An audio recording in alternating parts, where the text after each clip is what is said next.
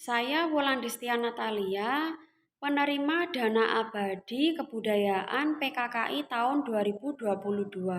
Dari awal, saya menceritakan peristiwa transaksional pelaku teater yang menawar penari di sekitar saya dan rekan-rekan penari saya.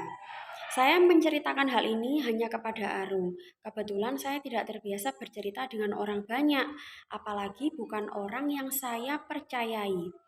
Saya sendiri sebetulnya semacam refleksif dari keadaan yang saya amati. Kemudian dipahami oleh Arum bahwa ini kuasalitas dari relasi kuasa sistem kekeluargaan, kekerabatan, tradisi. Institut pun juga ikut diduga dan dipertanyakan oleh Arum kepada saya. Dari sini saya mengalami dalil-dalil Arum yang akhirnya saya memilih bekerja lewat arsip personal terhadapnya, chat WhatsApp, yang kemudian dibawa kepada personal-personal lainnya yang kebetulan juga berada pada satu institut yang sama. Dari awal saya bercakap dengan Wulan Destia Natalia sebagai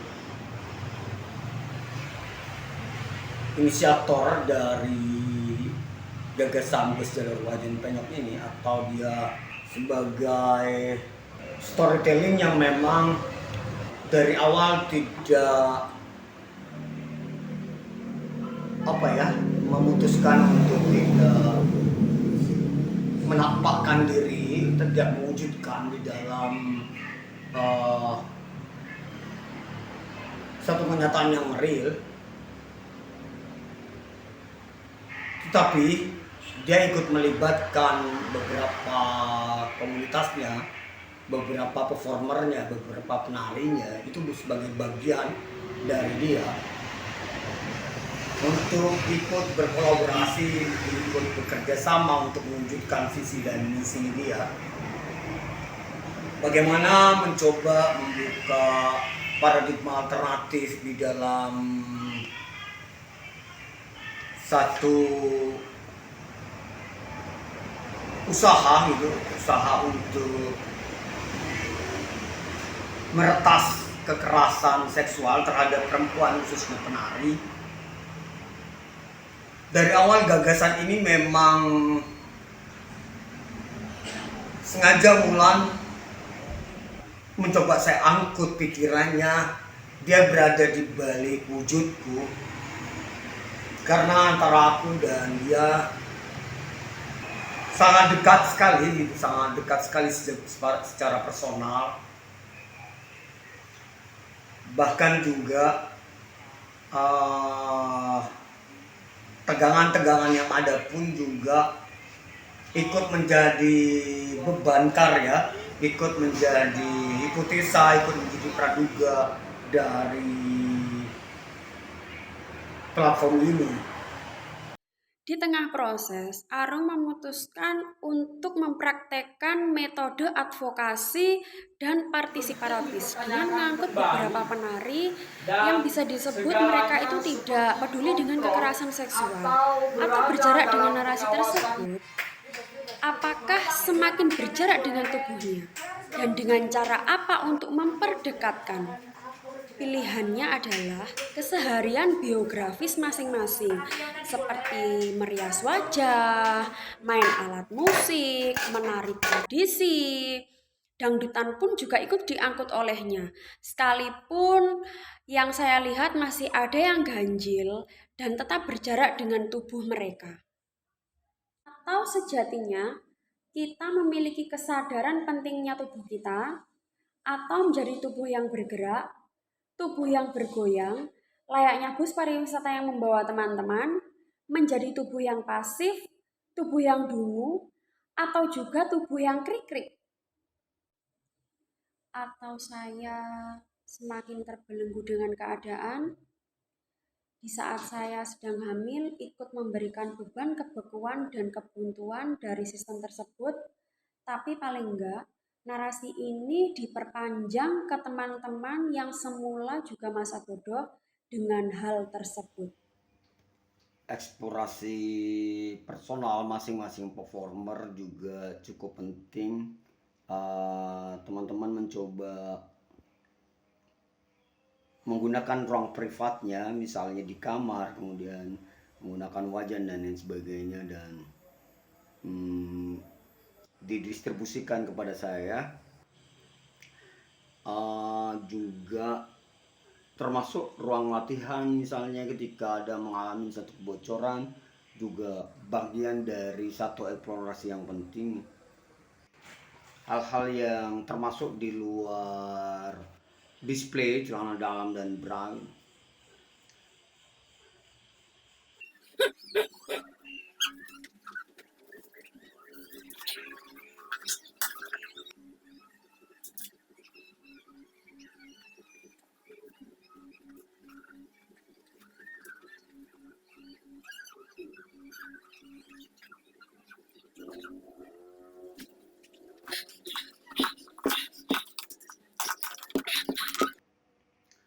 Pengecekan lokasi gitu, lokasi yang ada di Situ Bondo, kemudian Blitar, mencoba menelusuri jalan, atau pengecekan yang ada di kafe di Blitar, kafe di Bangkalan juga.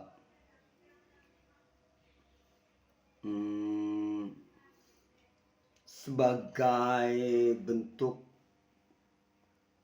usaha, sebetulnya ini bisa dikatakan happening karena hanya saya yang mengecek gitu, bukan performer atau penari cuma diberikan videonya.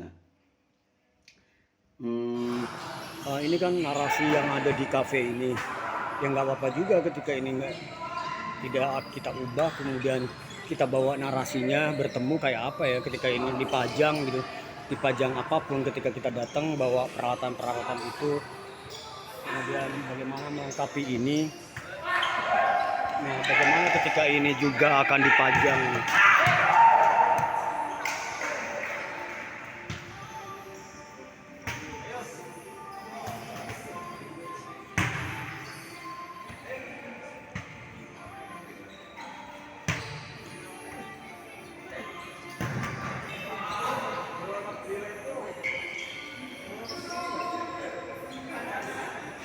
Nah, ini juga bisa direspon semuanya ketika ini diubah menjadi bawa-bawa barang-barang kita, bagaimana ya.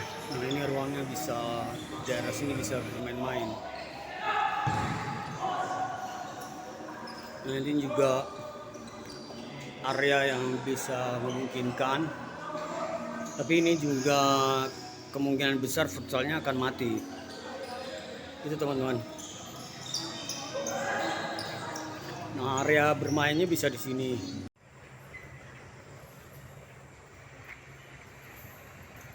Ini mungkin base-nya bisa masuk di sini nih. Ini misalnya.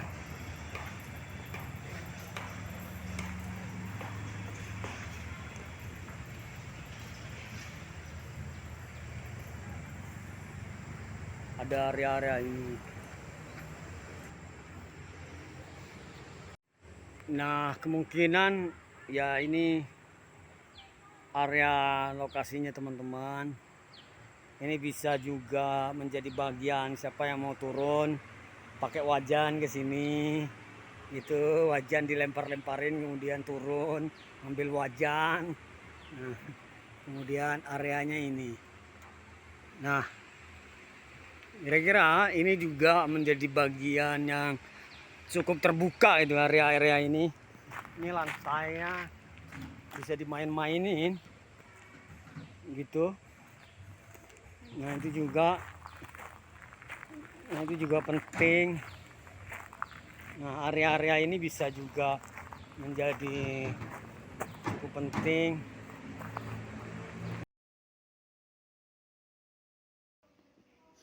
Atau juga mengukur base yang lain gitu, kemudian mengecek base yang hendak kita gunakan, itu juga kemudian dibandingkan dengan base yang lain gitu.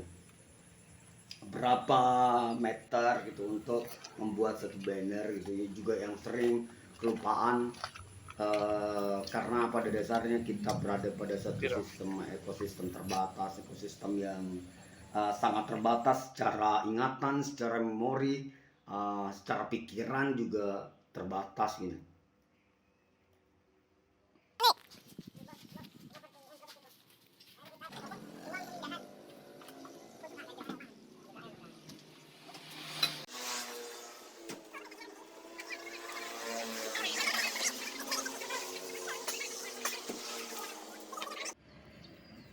Nangisor nih. Oke nggak? Oke, mengadopsi pertunjukan di dalam bis. Karya Mikir bro, gak butuh nang ngarep-ngarep kono. Hah? kasih kamera Iki gawe pusat tok iki. Musa penting melayu ning mixer.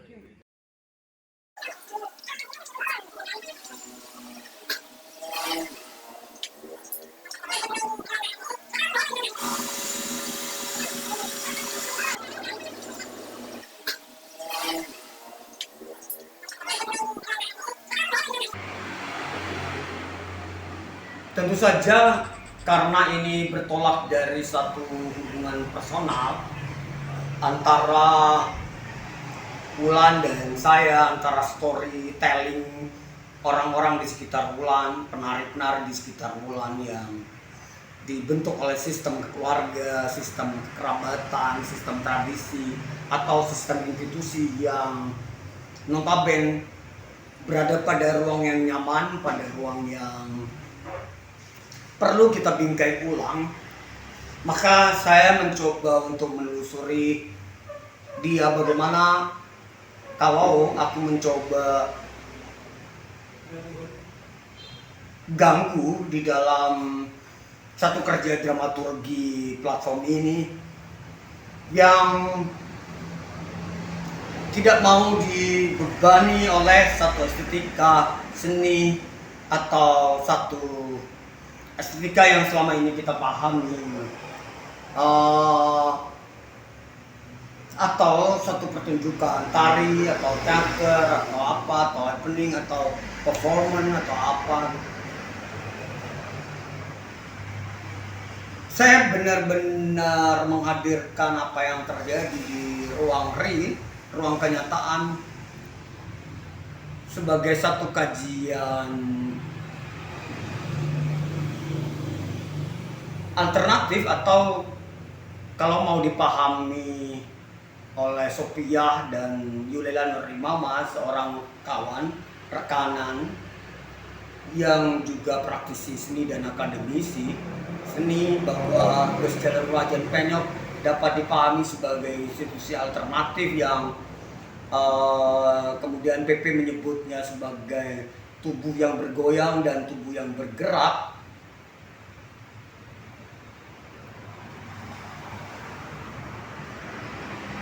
Bisa mungkin dia sebagai eksternal dalam internal itu sendiri. Kalau meminjam bahasanya Mas Afrizal Malna, seorang sastrawan, kemudian penulis dan dramaturg serta kurator,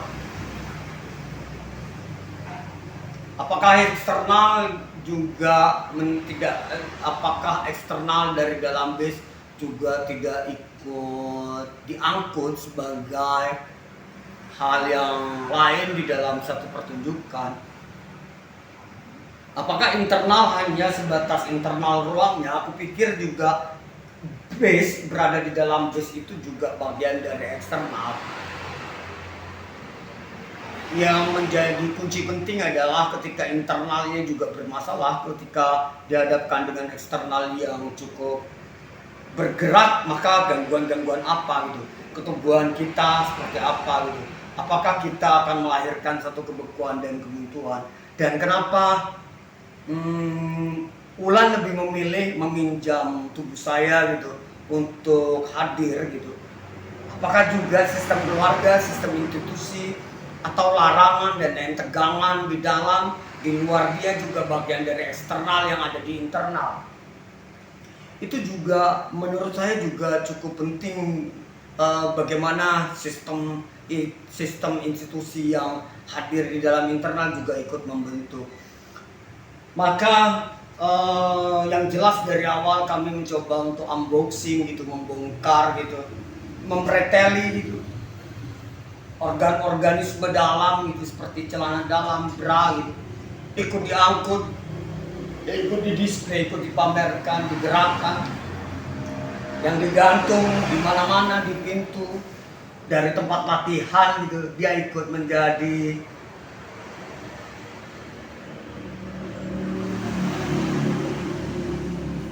satu eksternal yang lain gitu, yang memang ikut dihadirkan, yang akan dipindahkan, ditransformasikan ke dalam base jalur wajan penyok dalam institusi alternatif. Dan bagaimana teman-teman performer yang memang antara peduli dan tidak peduli,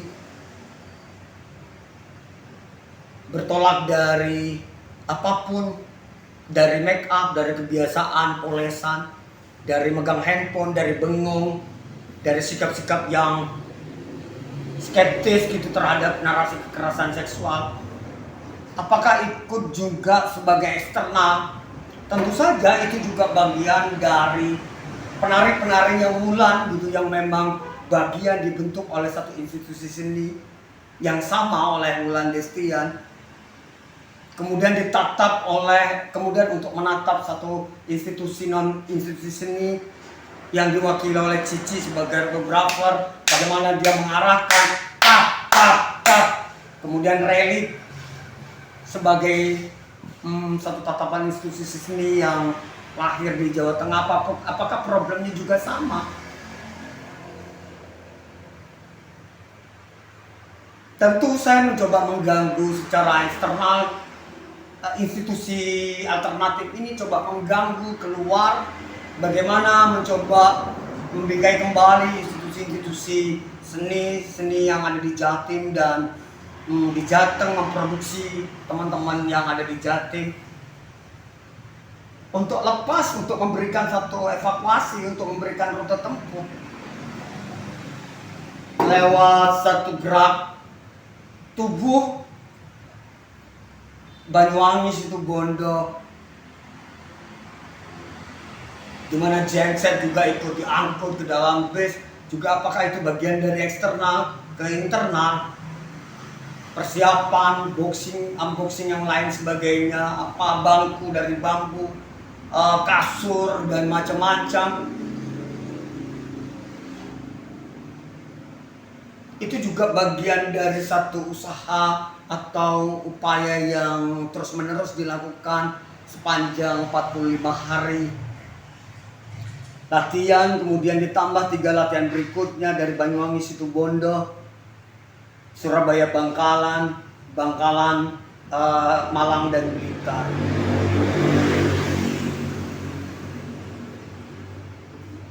Di tiga rute itu gitu, bagaimana persoalan Bangkalan, Surabaya Banyuwangi Situbondo, Surabaya Bangkalan dan Malang Blitar itu juga punya rute tempuh yang lain gitu.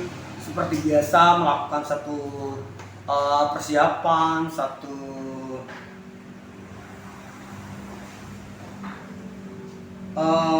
prepare dengan tim kamera yang diwakili oleh Gramedia Kreatif dan SMK Dr. Sutomo,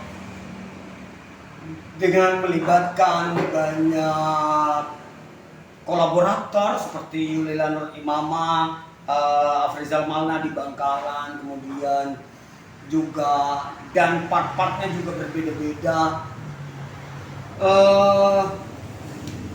Rute-rute tempuh yang terjadi di masing-masing kota ini menurut saya juga seperti layaknya kalau yang paling penting lagi adalah bagaimana Yulila Nur Imama dan Sophia memberikan satu dorongan support a woman, bagaimana perempuan mendukung perempuan untuk mengatakan bahwa perempuan tidak lagi berada pada posisi diskriminatif gitu, dia juga harus melakukan sesuatu yang penting itu sebetulnya. Itu kalau ditetap RA Kartini dan lain sebagainya gitu, itu juga menurutku apakah generasi hari ini menatap itu juga menjadi satu pertanyaan yang penting gitu. Dan apa sih dampak yang paling kuat dari bus jalur Wajan Penyok ini? Paling tidak kita punya kesadaran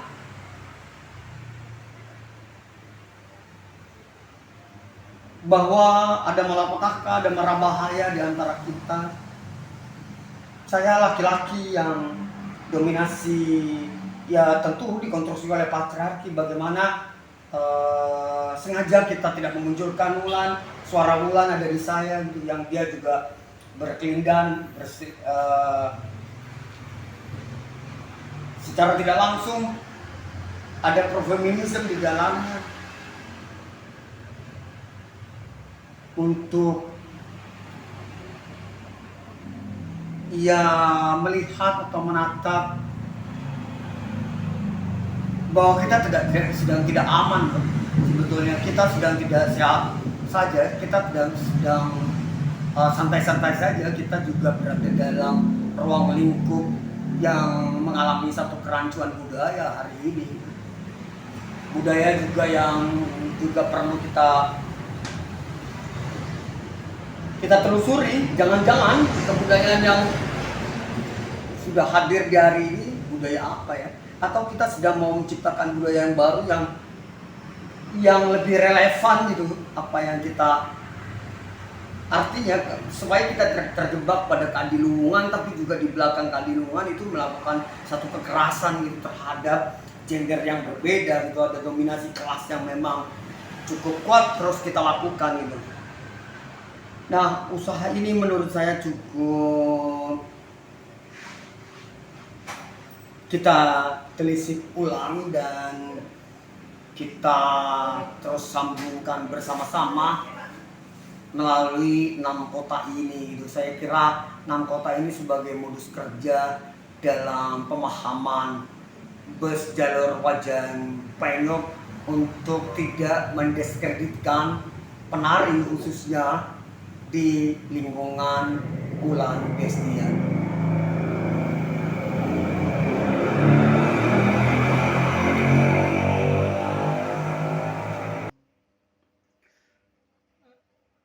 Praktek-praktek pengkajian juga bisa seringkali masuk di dalam satu platform ini juga,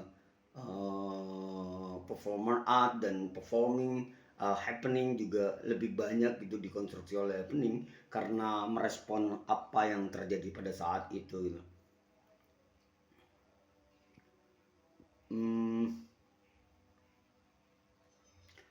Juga di sela-sela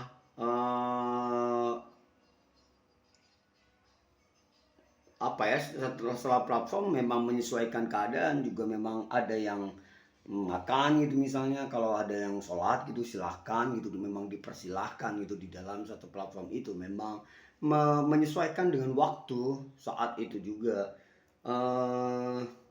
Dan tatapan-tatapan yang lain seperti membuat satu fantasi clubbing gitu tepatnya di Blitar, kemudian Yulela Nur Imamah dan Sophia itu menggunakan memutar video, musik club gitu, kemudian mengajak teman-teman partisipatoris gitu, anak-anak SMA di Blitar bersama rekan-rekan performer, kemudian ikut terlibat untuk membangun fantasi, membangun hasratnya yang memang mungkin juga selama ini hanya di impian, kemudian diwujudkan saat itu juga sebagai solidaritas antar perempuan.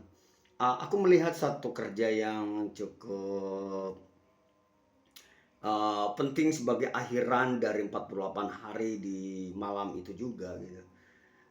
Yang akhirnya hari itu juga karena banyak performer yang memang harus sekolah, harus kuliah kembali lagi ke ruang ekosistem institusi tertentu, misalnya seni di Jatim dan seni di Jateng gitu. Jadi mereka kembali lagi di tengah jalan, sehingga yang memang murni-murni kami bertiga, Bung Isat, kemudian Mas Pepe dan saya juga seperti berada pada institusi yang bergerak gitu, ruang yang sepi yang memang kita sedang mau kemana gitu.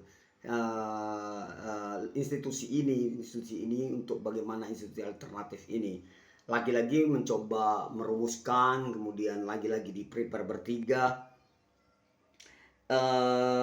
Di samping juga tentu saja aku ingin mengatakan bahwa ada Wulan di dalam tubuh saya yang memang tidak pernah speak up gitu, karena memang dia juga berada pada sistem itu, tegangan, sistem tradisi, sistem kekerabatan yang kami permasalahkan atau kami pertanyakan kembali.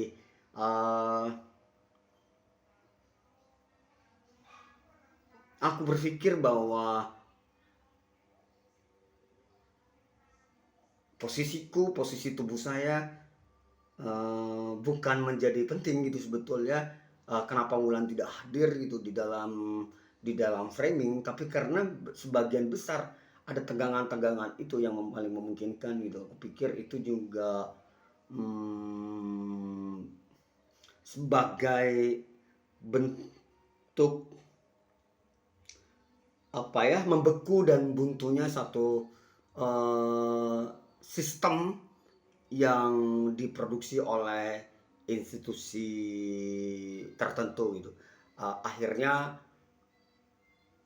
kami bersama sedang mencoba merumuskan ke depan institusi yang alternatif, institusi yang berjalan dan bergerak gitu dari desa ke desa, mungkin melalui satu traveling base. Kenapa memilih base? Tentu saja base sebagai gangguan alternatif terhadap tubuh kami, terhadap psikologis kami atau sosiologis kami. Saya PP, saya sebagai performer di platform Bus Jalur Wajan Penyok. Menurut saya, Bus Jalur Wajan Penyok adalah sebuah platform yang bergerak dan bergoyang. Artian bergerak dari satu kebuntuan ke kebuntuan yang lain, dan juga dari pengetahuan satu ke pengetahuan yang lain, dari kebingungan satu ke kebingungan yang lain, dan juga bergoyang karena kami ibu performer dicoba untuk bagaimana dinaikkan dari keseharian panggung yang kebetulan saya seorang pemain teater gitu, ataupun seorang anak teater gitu yang biasa pentas di tempat-tempat yang tidak bergoyang seperti ya panggung, ya kafe, ya jalanan. Cuman baru kali ini saya merasakan pentas di atas bus, dan itu cukup mengangkut pengetahuan yang banyak dari otak-otak teman-teman, dan juga karena kami kebetulan dari beberapa performer yang ada naik di atas bis itu dari lintas umur yang berbeda dan juga lintas institusi yang berbeda.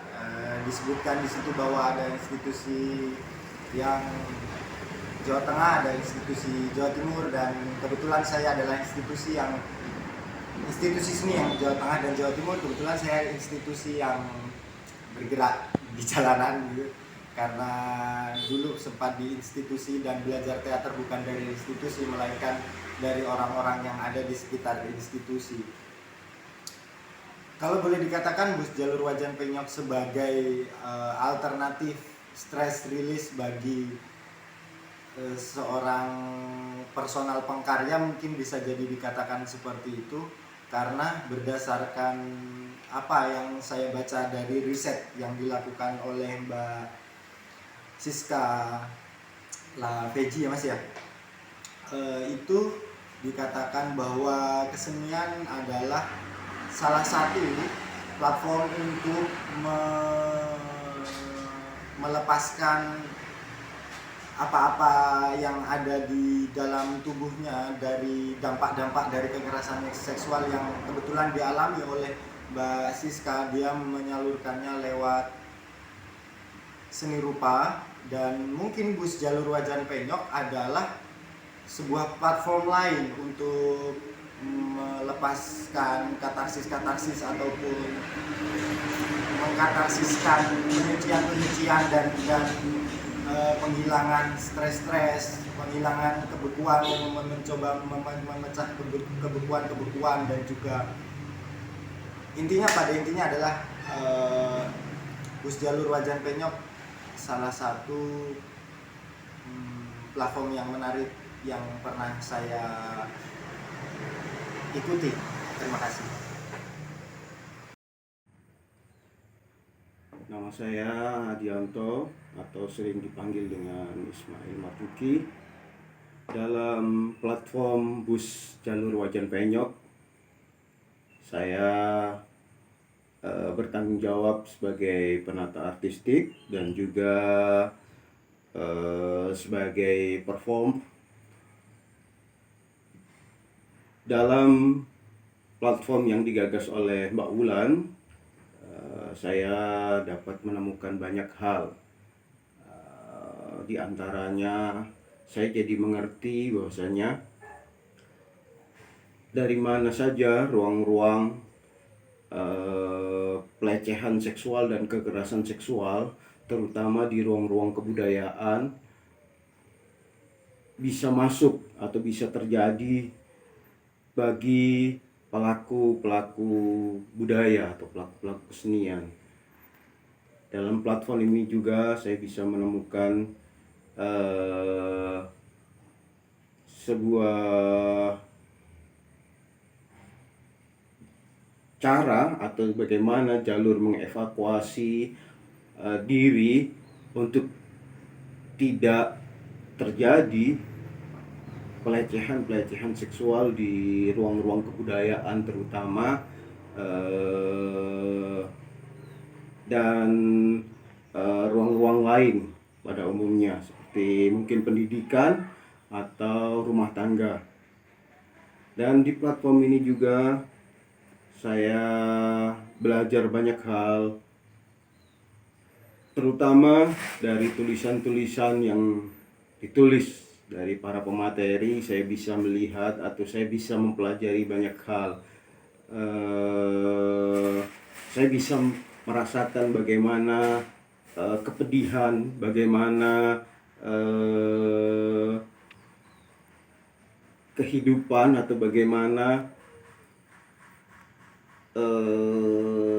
sistem yang terbangun antara relasi kuasa dan juga relasi kultural, yang mana relasi-relasi inilah yang membawa masuk atau menjadi jalan terjadinya kekerasan seksual dalam proses atau terjadinya kekerasan seksual di lingkungan kebudayaan atau lingkungan kesenian, terutama penari di dalam hal ini. Tapi saya juga melihat di dalam proses platform ini masih banyak para penari-penari yang tidak peduli dengan kekerasan seksual. Saya tidak tahu kenapa hal itu terjadi, karena banyak ruang-ruang yang masih bocor di dalam kesenian, terutama tentang kebutuhan hidup, keperluan, terutama tentang gaya hidup, kebutuhan seorang penari, yang mana seorang penari harus tampil anggun, tampil cantik dan lain sebagainya. Mungkin ini juga menjadi ruang-ruang bocor terjadinya kekerasan seksual, karena kuasa kultural dalam diri seseorang itu bisa memaksa orang untuk melakukan apa saja, terutama yang masuk dalam kekerasan seksual. Itu yang saya dapat. Di akhir proses hingga pertunjukan berlangsung, apakah teks siapa yang sedang diadvokasi? Jangan-jangan Arum menduga bahwa saya termasuk target operasi dominasi kelas laki-laki di sekeliling saya yang serta-merta sedang melakukan kekerasan seksual di lingkungan pertunjukan, yang menciptakan ketegangan teater dengan tari, atau Arung sedang mengadvokasi dirinya sendiri dalam mengembangkan institut alternatif melalui bus pariwisata dan mengajak saya terlibat secara aktif dalam melepaskan sistem yang membentuk di lingkungan saya